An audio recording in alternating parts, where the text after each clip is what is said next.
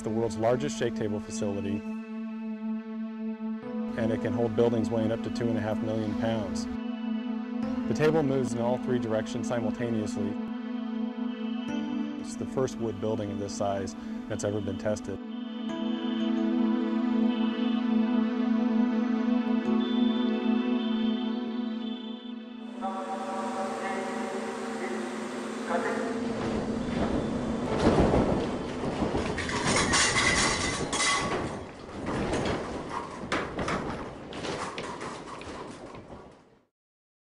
The entire project is called the Niecewood Capstone Test, a project funded by the National Science Foundation. The project is led by Colorado State University, and Simpson was a close technical collaborator. The popularity of mid-rise wood frame construction has soared in urban areas, and so there's not a lot of information on how to design those types of structures.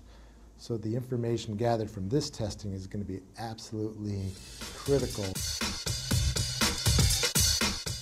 The condominium tower was built as a actual condominium would be constructed with 23 1- and 2-bedroom living units. We're testing a 7-story, 23,000 square foot, 800,000 pound building in 3 dimensions. This collaboration with all the folks involved is really going to culminate in a test that's going to show how our products perform in a very severe seismic event.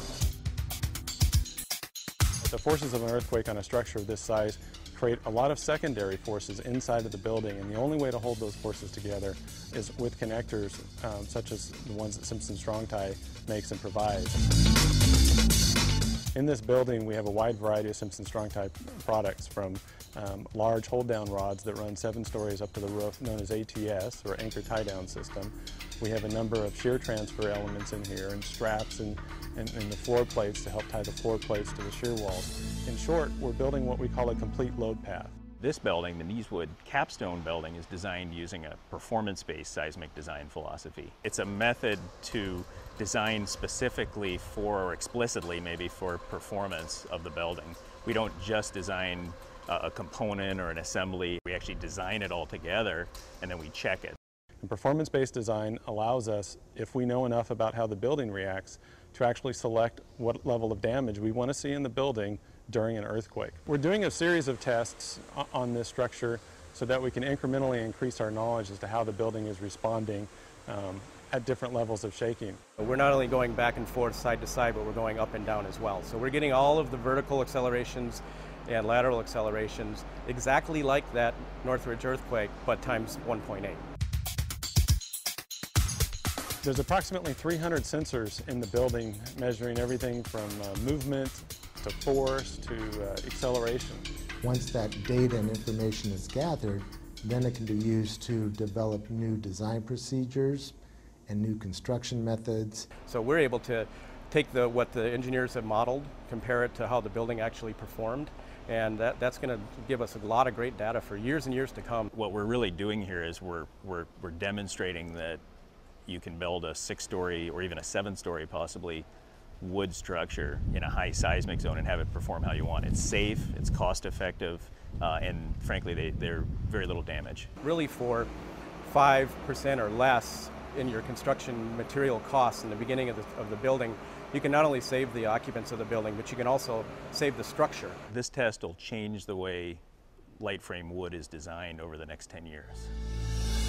We've invited several key engineers from across the country, building departments. There's folks from all over the world coming to see this. When you see an actual test, the impact that has on you is so significant that it really makes you think twice about what you put down on paper.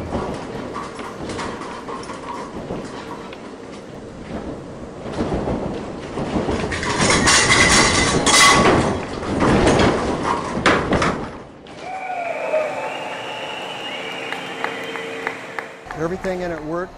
There was minimal damage to the inside of the building, minimal damage to the outside of the building. I would say that this testing really does validate the performance-based design concepts developed at the various universities involved in this project. It's phenomenal that we can have a test of this size and magnitude of a building like this and actually get some real test data. Simpson never forgets, and they're always trying to make sure that they're really providing what the structural engineering and construction community needs. And I've always been impressed with taking that extra step to really know the science part of what we do. It's truly unprecedented what they've done today. I think this is it's truly about saving lives, and the information that's been generated as a result of this test is truly groundbreaking.